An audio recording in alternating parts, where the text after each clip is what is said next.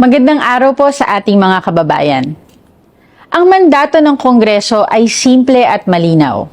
Maglingkod sa taong bayan, lalo na sa panahon ng pangangailangan. Kaya sa gitna ng paninira at intriga, kami po sa House of Representatives ay naninindigan. Ang pagtulong sa mahihirap ay hindi kailanman dapat ikahiya. Tinawag si Speaker Ferdinand Martin Romualdez na tambalos-los dahil sa kanyang pagtulong sa mga nagugutom, may sakit, at nawalan ng hanap buhay. Kung ang pagtulong sa kapwa ay itinuturing ng iba na kalokohan, mas gugustuhin na po namin matawag na tambalos-los kaysa naman matawag na kawatan dahil sa pagnakaw sa kaban ng bayan. Ang ayudang ipinagkakaloob sa mahihirap na Pilipino ay may malinaw na proseso, may resibo, at may diretsyong patutunguhan. Hindi ito itinatago, hindi nililihim, at lalong hindi nililipat sa personal na bank account. Ang ayuda nakakarating sa tao, hindi sa bulsa ng iilan. Ang tanong na marami, bakit nagagawa ito ngayon pero hindi nagawa noon? Dahil may leader tayong inuuna ang kapakanan ng mahihirap kaysa sa kapritsyo ng politiko. Dahil may speaker tayong tapat, maingat sa pondo at malinaw ang direksyon. Hindi nagpapakitang gilas, kundi nagpaparamdam ng tunay na serbisyo. Hindi ito tulad ng confidential at intelligence funds na ginastos sa loob lamang ng iilang araw. Walang paliwanag, walang breakdown. At hindi rin ito tulad ng mga hindi idineklarang bank accounts na may milyong pisong laman. Pera ng bayan pero walang maipakitang pinanggalingan o patutunguhan. Habang ang iba ay abala sa pag-iikot sa abroad, sa media appearances, at tilang maagang kampanya, si Speaker Romualdez at ang Kamara ay patuloy na nagtatrabaho, naghahain ng batas, nagbabantay ng pondo, at nagdadala ng serbisyo sa mga nangangailangan. Malinaw po, wala sa kilos, pananalita, o gawain ni Speaker Romualdez ang pagtakbo sa 2028. Hindi siya nagpapakita sa media para magpasikat. Wala siyang press con para magpabango. Hindi rin siya gumagamit ng TikTok or vlogs para magpa-cute. Ang inuuna niya, serbisyo, hindi sariling interes. At higit sa lahat, si Speaker ay kilala sa paggawa ng mga desisyong mahirap at hindi palaging popular. Ganyan ba ang may plano sa 2028? Dahil kung ang iniisip mo ay eleksyon, hindi mo gugustuhin masaktan ng iba para lang magpatupad ng tama. At ito po ang tanong. Di ba kayo nagtataka kung bakit pilit nilang pinupunterya ang isang taong sinasabi nila hindi naman lumalabas sa survey bilang kandidato sa 2028? Baka naman ginagamit lang nila si Speaker para mambastos, para magpatawa, o para magpakitang tao sa publiko. Kung may checklist ng pagiging presidentiable, mukhang may ilan pong gustong makaperpekto. Pero si Speaker, wala sa checklist. Nasa trabaho. Mahalaga ang respeto sa kapwa lingkod bayan. Pero mas mahalaga ang pagrespeto sa katotohanan at sa pera ng taong bayan. Mabigat po ang mga personal na banat. Pero mas mabigat ang mga isyong kinakaharap natin ngayon. Katiwalian, kapabayaan, at maling paggamit ng pondo. Kaya sa mga patuloy na naninira, habang abala kayo sa pagpapatawa at pagpapalusot, kami po ay abala sa trabaho. Tahimik man kami, hindi kami bulag. At hindi kami pipikit sa harap ng katiwalian. Ang sagot po namin, trabaho, hindi drama. Maraming salamat po. Ay, nako. Soplak na soplak dito. Si Sarah. Nako, di bali na nga daw matawag na tambaluslos kaysa naman sa magnanakaw. Kawatan ng kaban ng bayan. Nako. Sa totoo lang po, nitong mga nakaraang panahon, mga nakaraang buwan, lalo na nung panahon ng mga eleksyon, bugbog na bugbog po sa mga fake news, kontrobersya, at mga kung ano-anong mga gawa-gawang kwento etong si House Speaker Martin Romualdez. Talagang meron pong mga naninira sa kanya at hindi po tumitigil Kahit nga matapos na ang eleksyon, puro paninira pa din ang nakikita natin about House Speaker Martin Romualdez. Ngayon, sabi ko, tinitignan ko yung mga video, tinitignan ko yung mga issue. Alam ko fake news at hindi po ito, hindi po talaga makatotohanan. Ngayon, nung ako nagtitingin-tingin, sabi ko, hindi ko na ito ibablog si Speaker Martin kasi wala naman tong kalaban sa kanyang distrito. Tapos wala din naman siyang kumbaga intention na lumaban sa darating na 2028 election for president daw na pinalulutang po nitong mga didilis at nitong si Sara Duterte. Ultimo nga itong si Amy Marcos ay sinasabi na may pangarap daw itong kanyang pinsan na maging presidente. Which is hindi natin nakikita. Hindi natin nakikita At tingin ko ay affected sila sa ginagawang pagsisipag, pagtatrabaho at pag-focus sa mga pangangailangan ng taong bayan. Ano sila kumbaga ano sila diyan, affected sila. Bakit? Kasi po, ilang beses ko na to sinabi Ang akala ko sa House Speaker, taga-pukpok lang. May pamukpok ba ako dito? Eto, kunwari, ito yung yung parang lapel, sapatos ng anak ko. O, taga-pukpok lang siya, pak. O, meeting is adjourned, pak. Ganun lang, kala ko ganun lang ang trabaho ng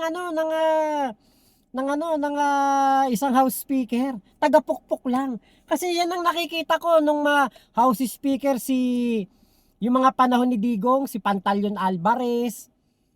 Etong bata pa yung nakahati ni Cayetano.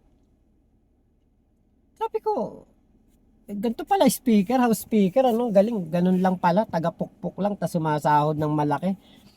Kumbaga, parang sila na siguro na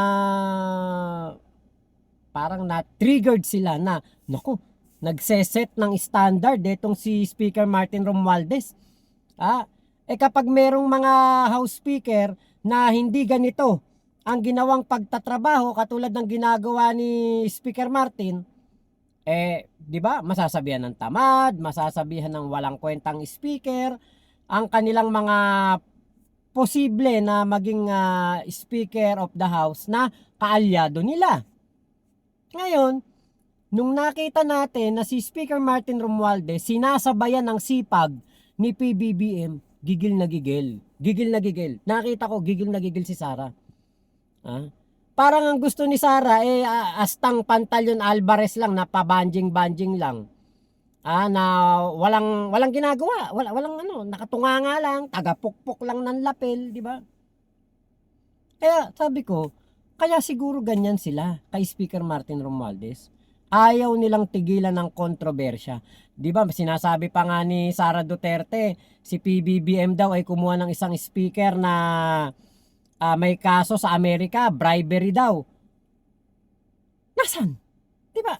Kung meron talagang kaso si House Speaker Martin Romualdez, nasaan? Nasaan ang mga ebidensya? Nasaan ang mga nagrereklamo? Na alam mo yung parang katang-isip lamang nila. Samantalang dito sa impeachment case niya, ay meron pong nagpapatunay. Meron pong mga resibo na naipapakita na meron pong nagsukbet ng pera. Merong nangupit sa Kaban ng Bayan. Kitang-kita ang mga resibo na meron po talagang magnanakaw sa Kaban ng Bayan. Kaya tama lang, okay lang. Matawag na tambaluslos si Speaker Martin Romualdez. Ang importante, nagtatrabaho, hindi puro bakasyon. Hindi nanonood ng concert sa Germany. Diba? Hindi iniiwanan ng bansa sa oras ng kalamidad. Tapos, pag uwi ni Sara, siya pa ang mataas ang rating. Siya pa ang magaling. Siya pa ang pinakamasipag. Siya pa ang pinaka-trustworthy. Ay, naku talaga. Ang sarap magmura. Put a little more. Diba? Napakasarap magmura kapag ganyan. Primo from The Hague. Isang buwan kang nasa dahig. Pag uwi mo, ikaw pa pinakamagaling na tauhan ng gobyerno. Nakatunga nga doon sa dahig. Ang tinatrabaho ay ang kaso ng kanyang ama at hindi ang kinabukasan ng mga Pilipino. Anak ng teteng, talagang katarantaduhan talaga nitong mga survey rating na to, no? Kaya nakakabuisit. Dapat iban na yung mga rating na yan, eh. Dahil walang kwenta. Kaya kitang-kita ng mga Pilipino. Si Sara, isang buwan sa dahig. Pag uwi, siya pa pinakamagaling, pinakamasipag. Anak ng teteng talaga. Harap-harapan tayong niloloko nitong mga survey firm na to, eh. Diba? Ay nako, kaya di bali na, okay na, tambaluslos. Masarap pa pakinggan, tambaluslos. Pero may gawa, may sipag. Nagseserbisyo sa bayan. Kesa naman sa masabihan na pinakamagaling, pinaka-trustworthy, mataas ang trust rating, pero tamad, pasyal ng pasyal, at nagnanakaw sa kaban ng bayan. Nyak! Kadiri. Ito pa isa. Ito pa po isa. Isang video, si Atty. Claire Castro naman ang bumanat kay VP Sara. Nako, napakagandang tandem. Atty. Princess Abante at Atty. Claire Castro versus sa magnanakaw sa kaban ng bayan. Magandang umaga, Malacanang Press Corps. Aksyon, aksyon, at aksyon ang utos ng Pangulo. Pagtugon sa pangangailangan ng mga Pilipino at hindi pagbabakasyon ang pinagtutuunan ng Pangulong Ferdinand R. Marcos Jr. Question na lang po. Related pa rin po sa ICC, but this time coming from Vice President Sara Duterte during a meeting with the OFWs in Kuala Lumpur. Ang sabi niya po, kasama niya rin kasi si Senator Amy Marcos. Sabi niya, dinadala niya raw doon si Senator Amy kahit saan kasi hindi ako ang magbabalik kay dating Pangulong Duterte sa Pilipinas dahil ang kapatid mo, referring to President Bongbong Marcos, ang nagpadala sa kanya sa dahig. Ikaw ang magbalik sa kanya. So, how does Malacanang respond to this statement, especially with former Duterte now, President Duterte now seeking interim release? At saka yung message nga po sa mga OFW na si Pangulong Marcos daw yung nagpadala sa Hague. Ito ba yung yung binanggit niya na hostage niya, Yes. si Senator Amy Marcos? Well, yan po ay kasunduan ng dalawa, ng Vice Presidente at ni Senator Amy Marcos. Ang Pangulo ay hindi at walang partisipasyon sa kanila naging kasunduan. It is, the President is not a privy to the contract or agreement between a user and a person willing to be used. Hindi walang kinalaman ng Pangulo sa kontratang kanilang pinasukan, yung isang tao na manggagamit at isang taong willing magpagamit. At ang nais lang po natin sana ay ang Pangulo po kasi ang sinabi niya ay tuloy-tuloy siya sa kanyang pagtatrabaho, focus sa trabaho. Nadagdag pa nga po ang problema dito sa Siquijor. At kung ang Vice Presidente lamang sana ay nakipag-usap sa kanyang kaibigan, baka hindi pa dumaan at dumating sa krisis na ito sa Siquijor. Good morning, Yusek. Ma'am, VP Sara raised doubts over the results of the recent midterm election. Sabi niya, may nakausap siyang IT experts na nagsasabing hindi pwedeng totoo yung mga numerong lumabas at sinabihan niya daw ang PDP na questionin kung paano ginawa ang proseso ng bilangan. How does the palace view such claim from the Vice President? Well, sa mga ganito kasi, wish lang nila yon. Libre naman ang mangarap. Ang pangarap na iyon ay sa ngayon ay hindi mangyayari. Ang pangarap sana ay huwag gawing realidad, baka maraming maniwala. So, kung ano po ang resolusyon, ang naging resulta ng eleksyon, igalang na lang po natin. Hindi po ba nababahala yung palasyo na baka yung ganitong mga pahayag mag-create ng kalituhan or gulo kasi syempre katatapos ng eleksyon baka may iba na hindi pa matanggap yung kanilang pagkatalo, i-capitalize yung ganitong statement? Kaya nga po, yan naman ang nakikita nating gusto nilang gawing naratibo. Sirain pati ang institusyon, ang kredibilidad ng eleksyon, pati na ang COMELEC. Yan ang talagang ninanais nila. Hindi naman sila siguro nagsasabi ng mga anumang positibo pagdating sa gobyerno o ginagawa ng pamahalaan. Sabi nga natin, mas maganda sana magtrabaho kaysa magbakasyon. Yusek, magandang umaga po. Meron lang concerns coming from some members of the House of Representatives, particularly Representative Chua, na although nag-convene na yung impeachment court, merong ilang mga senator judges na lantaran na nagpapakita ng suporta sa defendant na si Vice President Sara Duterte, particularly Senators Amy Marcos and Robin Hood Padilla. What do you think of this? My opinion? Yes, ma'am. Sa batas naman po, sinasabi na kapag ka po kayo ay tumayong senator judges, dapat meron kayong neutrality. Dapat hindi bias. Sa ngayon po, harap-harapang ipinapakita ang biases. Sana po igalang nila ang taong bayan at magpakita naman ng konting kahihiyan dahil ang sinisilbihan nila ay ang taong bayan, hindi para sa iisang tao lamang. Maraming salamat, Maricel. Follow-up question, choosing you, DZWB.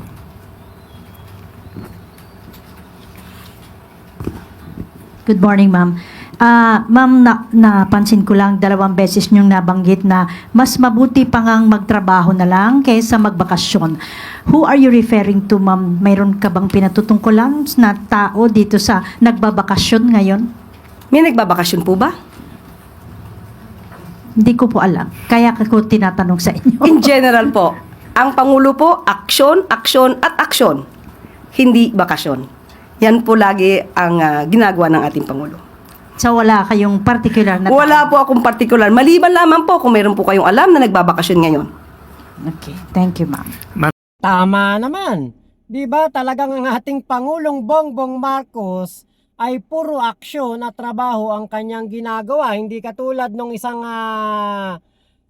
vice presidente na napakataas ng trust rating. Abay puro po pang mumulitik at paglalamyerda sa iba't ibang parte ng mundo ang ginagawa. Di ba nga, nito nga nakaraang election, after election, nasa dahig na naman. Trabaho ng dapat ng vice-presidente ay maglingkod sa bayan. Oo nga, tike spare tire lang, pero diba dapat maglingkod ka pa din. Kaya lang ang isang Sara Duterte ang inuuna pansariling kapakanan. Diba kung talagang ito ay public servant na maituturing at kumbaga may pakialam sa buhay ng bawat Pilipino, kalimutan niya muna yung tatay niya doon. Safe na safe naman ang tatay niya doon. Masarap ang tinutulugan. Maayos ang kulungan. Masarap ang mga pagkain. Alagang-alaga ang kalusugan. Diba? Kaya nga po alam nyo yung interim release na nire-request nila, mas lalo pang magiging mahirap sa sitwasyon ni Digong. Bakit? Doon sa ICC, kain tulog lang siya. Maayos ang kanyang tinutuluyan. Kapag siya napunta sa ibang bansa, sa host country na sinasabi nilang pumayag na, baka mamaya hindi maayos ang tulugan ni Digong doon. Lalong-lalo na ang kanyang kalusugan. Diba? Lagi nilang concern, kalusugan. Ang ganda ng healthcare doon sa Switzerland. Sa Netherlands pala, Netherlands. Ang ganda ng healthcare, kumbaga yung gobyerno diyan inuuna ang health. At ang ICC hindi papayag na si Digong ay bumaba ang kanyang resistensya. Talagang palalakasin niya ng palalakasin dahil 30 years nilang ikukulong yan dyan. Diba? Kaya etong si Sara, ngarag na ngarag. Sabi mo, impeachment trial. Tapos ang ama pa niya, hindi na makalaya-laya mula sa dahig. Diba? Kaya po sana, maging matalino naman ang mga Pilipino sa mga darating na panahon. Kitang-kita natin na ang isang Sara Lustay, hindi po inuuna ang kapakanan ng bayan. Ang inuuna niya, kapakanan ng kanyang pamilya. Kitang-kita natin. Kita nyo, binabaha nga ang Davao. Nasa ng mga congressman? Nasa ng mayor ng Davao? Yung dalawa. Si Baste at si Pulong. Nasa dahig. Habang ang Davao, bahang-baha. Oo, hindi nila masosolusyonan yung baha agad-agad kahit nandoon sila. Pero, yung dinadamayan nila ang kanilang mga kababayan, sinasagot ang kanilang mga pangangailangan sa oras ng kalamidad. At inaayos ang mga proyekto para hindi na bumaha sa Davao. Naku po, talagang bumabaha, Sus Mario Joseph. Kala ko pa naman napakaganda ng Davao. Akala ko pa naman talagang magaling na magaling ang ginagawa ng mga Duterte sa Davao. Pero yun pala, nga. Ala palang galing. Kasi ang talagang kumbaga sila, sabi nga ni Sara, nung nanood ng concert daw po doon sa Germany, pag uwi niya, tuturuan daw niya ang mga politiko kung paano mag-utos, kung paano magmando sa kanilang mga tauhan. O, kita nyo na? So, ibig sabihin, si Sara at ang mga Duterte, umaasa lang sa mando, umaasa lang sa utos. Ang mga magagaling siguro yung kanilang mga tauhan, di yung mga tauhan na lang nila gawing mayor at vice mayor, at saka congressman, at vice-presidente. Kasi yun ang mga magagaling. Pero itong mga taong ito, itong mga inihahalal ng taong bayan, ito yung mga magaling lang sa bunganga, magaling lang mag-utos, magaling lang magmuestra, magaling lang magmando. Diba kaya, naku, eto, Attorney Princess Abante, plus Attorney Yusek Claire Castro. Dalawang babae na matalino at abogado. Abogada, kitang-kita naman ang pagiging abogada nitong dalawang to. Malayong-malayo doon sa sinasabing abogado din daw. Baka attorney no case yan si Sara kaya hindi niya alam ang batas. Baka attorney no case yan kaya hindi niya alam na ang kanyang mga ginagawa ay puro katarantaduan na lang. At yung kanyang mga sinasabi katulad noon, nagbitaw ng salita, meron daw dayaan na nangyari noong 2025 election. Nakaraang election. Dahil naniniwala daw si Sara na nanalo daw si Hinlo, si Bundok, at si Mata. Nanalo daw yung tatlong yun. So, ibig sabihin, mas nanalo pala kaysa kay Bong Revilla, kay Binay, kay Abalos. Mas nanalo pa yan.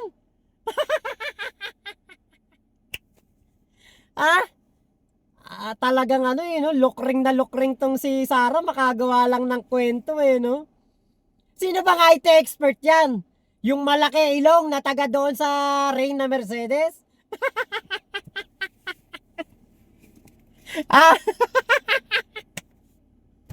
Yan ba yung IT expert na nakausap mo? Hindi nga kilala yan yung mga yan Sino ba yung Hinlo? Sino ba yung Mata? Yung si Bundok? Ano yan? Singer. Pero, ano ba napatunayan yan? Ang maging tuta ni Digong. Nag-aral ng pag-aabogado pero tuta lamang ang naging profesyon. Tuta lang ni Digong. Natawa ako dun Nanalo daw tong tatlong to. Anak ng teteng. Sa waring mas magaling, mas marami pang nakuha tong boto kaysa kay Binay, kay Revilla, kay Abalos, kay Tolentino. Patawa talaga tong si Sara, komedyante rin to minsan si Sara Duterte. Ang lakas ng amat, lakas ng tama Basta may mabugal lang ba? Yung mabugal lang yung bunganga. Yung may masabi lang. Sus Mario Joseph naman. Paano mananalo yung mga hindi naman popular yung mga yan? Wala ring napatunayan pagdating sa usapin ng national issue. Mga problema ng bayan, may nasolusyon ng bayan mga yan. Wala namang ibang ginawa kundi maging tuta lamang ni Digong. Humimod sa tumbong. Tapos mananalo pa, anak ng teteng talaga. Sus Mario Joseph talaga. Kaya alam nyo mga DDS at mga DDLIS, DDShit, DDEBs, ano sila?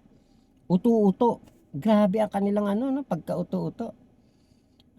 Biruin mo yung ating Pangulong Bongbong Marcos, trabaho ng trabaho, kilos ng kilos, kahit Sabado at Linggo nagtatrabaho, pero galit na galit sila doon.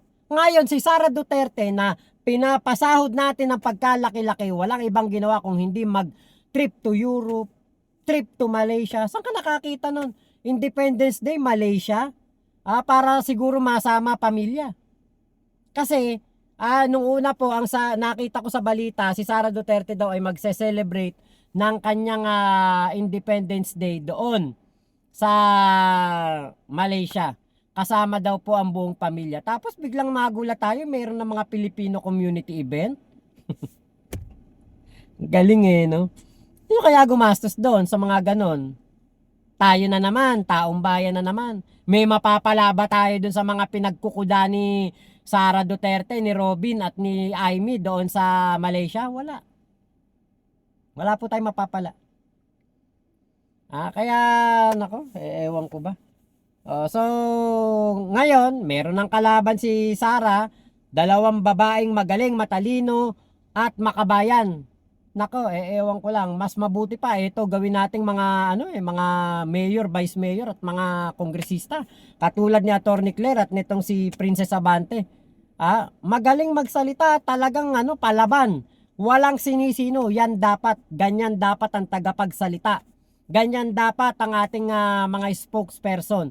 Tamang-tama lamang na kinuha ni House Speaker Martin Romualdez si Princess Abante na spokesperson ng House of Representatives para masoplak ang mga fake news, para masoplak ang mga kumakalaban kay Speaker Martin Romualdez at naninira sa mga kongresista. At nandyan na si Atty. Claire Castro na talaga namang walang patumangga kung talagang mag-protect at talagang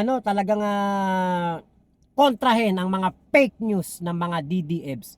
Maraming salamat po sa dalawang magigiting na bayaning buhay na ito na mga kababaihan, bayani ng mga ng mga Pilipino tong dalawang to dahil sa ginagawa nilang pagtatanggol sa tama at pagseserbisyo sa bayan. So, yun lamang po, maraming salamat sa pagsama nyo sa aking vlog na ito. Ingat po kayo, nasa man panig kayo ng mundo. Huwag kayo maniniwala sa fake news At huwag nyo kakalimutan yung ating kaibigan, Mike Abe, MA Pinoy TV at Mike Abe Opinions dito sa YouTube. Subscribe din kayo kay Atty. Claire Castro.